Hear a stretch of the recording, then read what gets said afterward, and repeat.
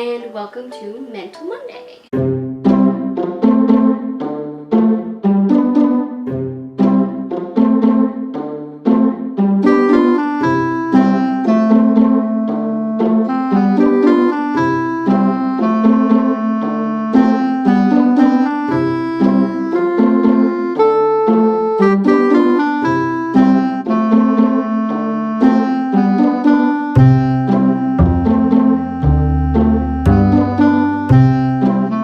So this week I wanted to talk about something that I think I've mentioned but I've never actually done a whole video on, and it's worth doing a whole video on. So at first I thought I wanted to just do the video about fear in general, and then I realized for me it's really specifically fear of the unknown. So I want to talk about that and my kind of 5 ways I figured out through struggling through the fear of unknown really helped me to not stay stuck in it and to make it through it okay. So I have on my phone a list of the 5 ways. I don't know if you can see it. Probably not. There we go. A list of the 5 ways. And I wanted to use the example of getting my infertility information, getting those questions in. That, as I have said the whole time, is a major cause of anxiety for me. It was scary having that question looming over my head, and it was scary the thought that I would get those answers because I didn't know what they might be. So me being completely overwhelmed by the fear of the unknown, I had to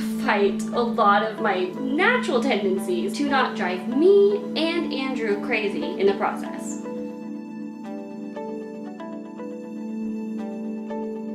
So the first way I tried to do this is preparing but not obsessing. So instead of overwhelming myself with information and constantly researching, constantly trying to figure it out, I would try my best to handle things as they came. So I had to get the blood work done, so I went and did that, and I had that done, and then I went to the appointment and I got that information, and then when I came home from that, instead of sitting for hours talking about it, I was thinking about it, but I worked on the house. I didn't sit and dwell. I didn't overwhelm myself and not give myself the mental break I needed after getting that news and that information, and I tried to just be as logical and rational and easy on myself as I could without overwhelming myself.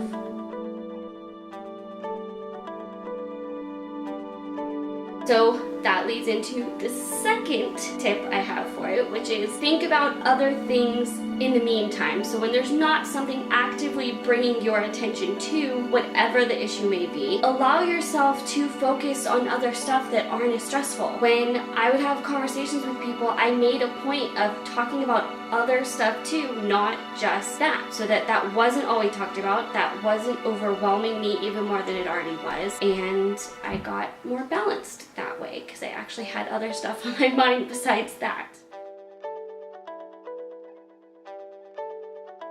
So the third way is to write what you're feeling and what you could possibly do given the situation going many different ways, and get those thoughts and feelings out. That has a little bit of a footnote to it though, because recording all of that in any type of way is possible. I obviously did YouTube, so doing a video about it, writing it down, all of that is very helpful to look back on and very helpful for just venting all of that out. Once you get that out of your head, you kind of resolve that for the minute in your brain.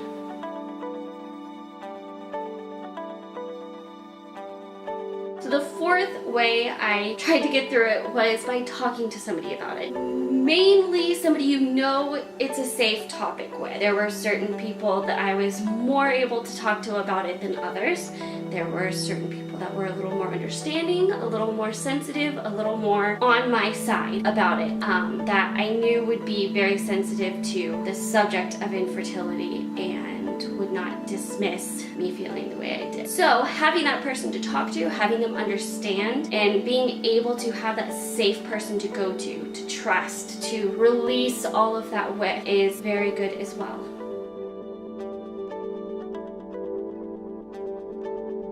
And the last thing, number 5, is to just take the leap and face it. I finally had to just make the doctor's appointment. Not leave the questions looming over my head anymore, not put it off because I was scared of getting the answers, and just make the doctor's appointment and get the answers that I needed. I knew I needed to deal with whatever those answers were going to be, but I was really scared what they would be. And that made it kind of easy to make excuses for it maybe not being as good of a time to make the doctor's appointment, or, oh, that doctor can only come this soon, and all of that type of excuses that I really just was scared to get the answers. So taking that leap, doing it, and then giving yourself the room and space and time to respond and deal with whatever happens. So I hope you enjoyed this video. I hope it helped you in some way, and I have a house update video coming and a very, very exciting surprise that I got, and you will be seeing that as well, so stay tuned. And